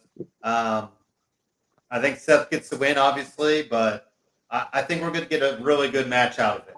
I think both guys really want to step up and show, I think Finn really has a lot to prove in his own mind. So, yeah. But I think this is all set for the win. Yeah, I agree. And I wish Finn would win this match. I really do. I love Finn, and I think they could do a lot with him getting him winning a match, but seeing as Seth just became champion and his reign would be over after 30 days, that they're not going to do it. So they kind of spoils that possibility for me. But I wish Finn would win, but pretty sure I'm that on your Seth is same going to lane, win. Link. I like the idea of Finn winning, but I also think with my money in the bank possible prediction, Greg, I think that's why I go with Finn losing. So let's go with the men's money in the bank because that's where the one I'm curious, Greg. Are you all in on LA Knight? Absolutely. I'm sticking with him. He is on fire right now. He is mega over. Everybody is behind him, and he's that guy. The universe has picked him as their new favorite, Yeah. and he's getting the biggest pops. He's getting everybody chanting his name, and he's did it on his own with no help and very little encouragement or anything from creative. He's done it all on his own. So Yeah. I am loving what he's done, and everybody is recognizing it finally. And he needs to be the one that wins this match, and that's going to give him more airtime. It's going to give him more opportunity with the microphone in his hand, and you're going to get that once a night at least where everybody's going to be on their feet, And he can show up on either blowing the show roof off. with the money in bank contract. He can kind of play free agent. They've kind of blurred those lines anyway as it is, Greg. So here we go. Damian freaking Priest. I'm going to pull the trigger, Greg.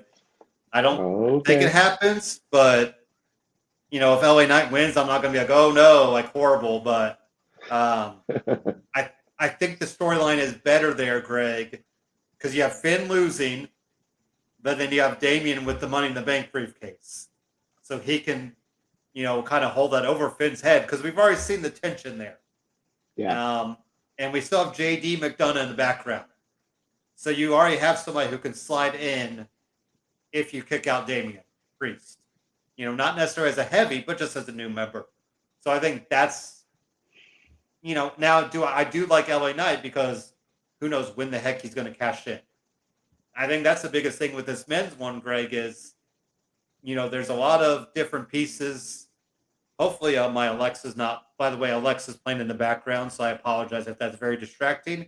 I hope nobody's hearing that, but it's distracted to me. So anyways, I don't know why Alexa is playing, but I keep yelling for her to stop and she's not listening to me, just like a woman.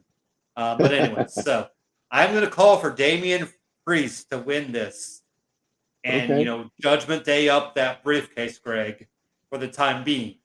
Give a nice purple look, purple and gray. But LA Knight is if he wins, I'm going to be happy to see that. I think we both can agree, Greg, Logan Paul should not win it. No. It is Vince McMahon, and yeah. Well, good thing Triple H is in charge, and I trust Triple H not to do something stupid like. I'm gonna say he is.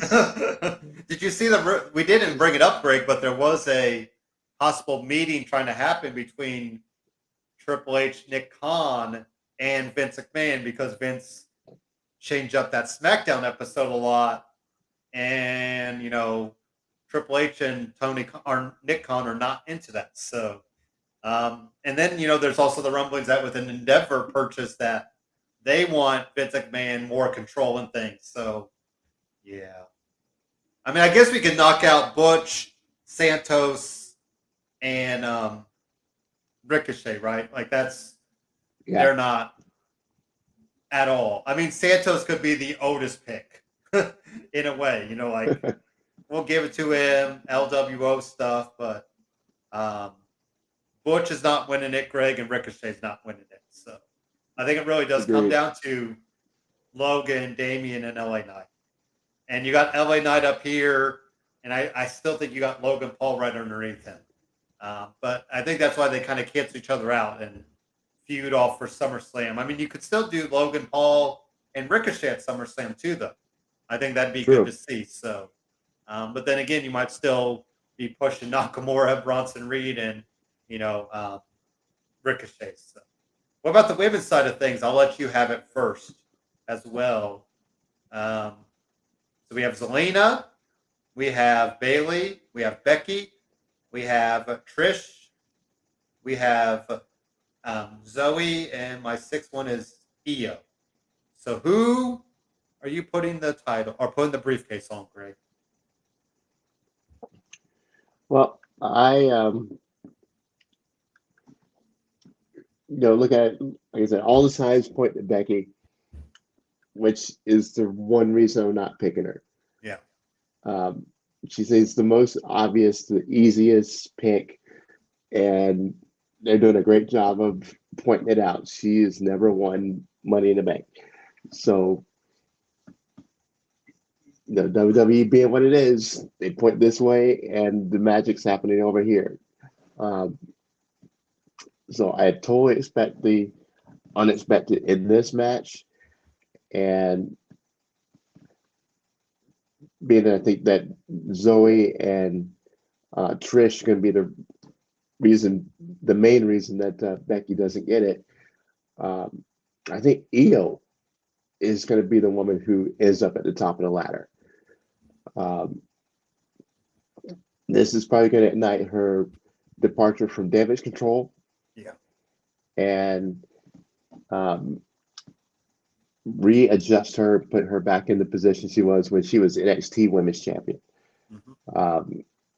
And she was, killing it in every match and had a very long title reign as NXT Women's Champion. And then having her get into going up and challenging Asuka. Yeah. That would look amazing. I've been wanting to see them in the ring together, whether it's on the same side or against each other, because those two are going to bring it. They go way back already, back to Japan, and Mm-hmm. I think seniority wise they are almost equally with each other. How long they've been in the business. Yeah. So a rivalry, Asuka and Io. Oh yeah, give me that. So I think it writes itself. And I think that may be the first time we've had two Asian women in a big program with the women's title on the line. So, there's some history to be made there. There's definitely money to be made there. And, it writes itself perfectly. And then you have, like I said, that Charlotte-Bianca rivalry over here. So that's what I want to see. So I'm going to call Io as the winner. And Elo's has been mentioned a few times with that. So, like you said, it feels like we could start crossing off people. Man, I'm so confused. I'm so distracted by my Alexa, so I apologize. I'm trying to talk like into the mic so you can't hear Elvis Presley playing. Don't ask me why Alexa thought I wanted Elvis to start playing, Greg, but hopefully we won't get kicked off YouTube because copyright I can't hear stuff. it, so Okay, good. Okay, good. Okay, I can hear it, unfortunately, and it's messing with them. I'm a one-track person. Like I need distraction free noise canceling headphones. But anyways, so if I start singing Elvis, you'll know why. But anyways, I'm gonna lean towards Zelina. I don't know why, but I feel like and now I guess my qualm with that, Greg, is Zelina already had the little program with Rhea, so she doesn't necessarily need another title match. But you could still revisit it, down the road. But now your Io Sky pick, I think I like as well. So that one. Now I was going to get ready to say though that we can knock off Bailey. She's already won it. Something maybe Io pushes her off to get it. Becky, Trish, and Becky, Trish, and Zoe kind of all are intermingled together, so it writes them off. So that's why I feel like Zelina is kind of a safe pick in a way because you can do what you want with her, but I like your EO Sky pick as well. So I feel like they're those are my top two choices. But I'm gonna pull the trigger on Selena. I think it'd be I think it'd be a Okay. nice little qualm for her. Nice little win in the cap. Because I think she has put in the work. That has shown up. So, but I'm not gonna. Once again, this will be. I don't hate it if EO wins type situation. Mhm. So, what about the Civil War? Who gets the first shot? I think it's got to be Roman and Solo. I feel like the Usos keep getting up, Greg, and I'd rather the Usos win at SummerSlam because Money in the Bank is big, but I think SummerSlam needs that big shot too. So, and then like I said, I think I want to finish this in Hell in a Cell, at Payback. Mm. So it'd be nice if it was at Fastlane because I'm going to Fastlane because it's an indie, Greg. But Nice. winners can't be or beggars can't be choosers. So we will get what we get at Fastlane. Kind of a weird timing for Fastlane in October. I'd rather it be on the road, that whole road to WrestleMania type deal. But hey, we're getting our first pay per view in 6 years. We had Night of Champions here, so I'm happy to see we get a nice decent big mid sized event. So I'd still love to see Rumble here. So Vince, if you're listening, back up the truck to Indianapolis. We would love to have the Rumble here. Mania would be a pipe dream, so I'll take Rumble and one I haven't seen in person. So, which way are you going, Greg? Roman and Solo or the Usos? Yeah, I want, of course, the Usos to win, um, but I'm kind of with you on this. I think that Roman and Solo are going to have to go into the depths of depravity to get the win. Yeah. Um, you know, something dirty and underhanded to um, get Is the this win. main So event? maybe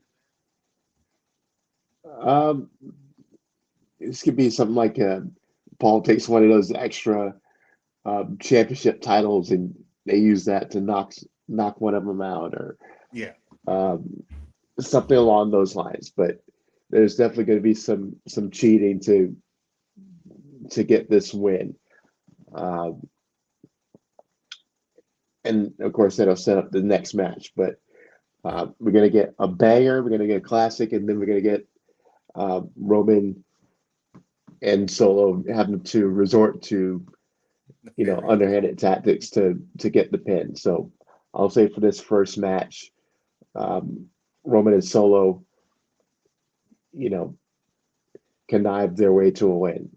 Do you think and so do we think I mean if you're gonna pull Brock card, you probably need to end with Cody and Dominic, right? Yeah, yeah. Unless Um, Brock wants to get on the first the first flight out of London and then you do it earlier in the night. But no, go ahead and do it at the end. That way, the last image you see is Brock standing over Cody again. could we get Brock and And Cody in the main or event SummerSlam? yeah, it's definitely SummerSlam worthy. Especially if they do Um, a stipulation to it.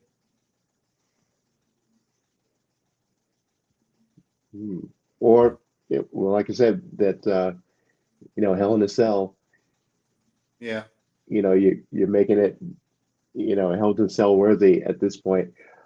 Um, I'm going to retract though, finishing the show with, Brock standing over Cody, but instead of Brock standing over Cody, Dominic standing over Cody Yeah. and Yeah. absorbing the booze and You he believe and that? Yeah, I Rhea. was gonna say that's probably that. As they say, that is the cinema shot, Greg. And who Yeah, would have ever thunk we'd have Dominic Mysterio? Little old chunky Dominic. Um, you know, uh, pleading for his pleading for Uncle Eddie to stop, and Dominic, with Aaliyah's birthday bash um, uh, getting broken up by CM Punk, Greg. Dominic's been on TV a few times, but man, yeah. and just think how Ray would feel. Like that's the backstage shot I want to see. Is Rey Mysterio watching Dominic, getting to celebrate at the end of a pay-per-view event in London for a money, like, man, that talk about if this was Father's Day weekend, man, that would have been something great. So I am all in for that. I think we want the internet talking, and Yep. I think that would get people talking. Dominic Neat, and he could use that type of win, right? That might Yeah. start to shed Yeah. the little boy. I keep thinking of It's Always Sunny episode with the Nightman Cometh, Greg, where they have you ever seen Always Sunny in Philadelphia? No. Okay. If you But get a chance, look up the Nightman Cometh episode, and you'll hear Little Boy a few times and what that's all about. But yeah, I think I like your idea. We should be booking this show because I think Dominic's see, standing tall with Rhea celebrating. yeah, You or know that. running little victory laps around the Yeah. ring, and Yep. jumping up and down. Rhea And, picking him up. yeah, exactly. Putting him on her shoulders. Yeah, but man, yeah, I think I'm game for that. So, well, that is all we got for that. Now I got to go all the way back. One last call, Greg. It is 4th of July weekend. We got to do our last call. What are you bringing to the barbecue? Isn't that's the good old question for 4th of July weekend? What are you bringing, Greg, to the barbecue? Bringing chips and potato salad. Potato salad. Okay. And guac, because it's not a party till you have the guac. So yeah, somebody else can do the main cooking with the your sides cooker. the burgers and doggers. I'll bring the sides. Exactly. That's okay. I'll bring the dessert because I've mentioned a few times. Me and chocolate chip cookies are best friends. I love just getting a homemade. I'll get out and get homemade chocolate chip cookies in the oven, Greg. Cook them just right amount of time. Give them a second to cool down and eat them fresh off the pan. And man, that is my, it's not any special recipe. It's literally on the back of the the package recipe, Greg. But you still got to make it right. You still got to make put the right ingredients in and all that stuff. That is what am I bringing to the barbecue? And are you a fireworks person? Do you like to watch them or shoot them off? I like to watch. I don't want to dare mess with them myself because I've seen kind of a pyro. too many stories of people losing fingers, going to the hospital. Yes. Or who's the pro football player who blew off 2 of his fingers? John or Michael Pierre Thomas. But he had 3 names. Yeah, he played for the Giants. Yeah. But yeah, blew off 2 of his fingers playing with fireworks. I'm like, see, that's why you don't do that. Leave it to the professional. Back in the day, Greg, I used to be the old. I try to put as many firecrackers together and just twist them, and then get a little extra wick and light it right there. Yeah, we're not the smartest. Are you have them sitting on the grate, like a sewer grate? You light it real quick, kick it down, and it gets that extra pop because it's down in the sewer. So yeah, we were I was a little pyro, but I love the Saturn shots, like the big. It's like a long 100-shot thing. That thing, you like that thing, and that goes off for about 5 minutes. So I like watching them. We're gonna head downtown. Got a nice little spot that we found. But it still does nothing beats just kind of lighting your own here and there and letting people come out to see what you're doing. So, and I love driving on the interstate home, and you can see everybody doing their little firework displays, and you can kind of see them. That's kind of the best part, just drive around for a minute and seeing everybody else's stuff. This is one of those weekends, Greg. I wish I had like a big farm area, and you could just blow the heck out of some stuff and not worry about neighbors, not worry about Right. But it's been raining a lot, so our grass is finally getting some wetness to it, Greg. I was a little worried there for a little bit because the grass was getting crunchy. So, but anyways, so yeah, I'm all about lighting the fireworks. So we'll see if that kind of happens there. But ready for Money in the Bank, 3:00 kickoff time.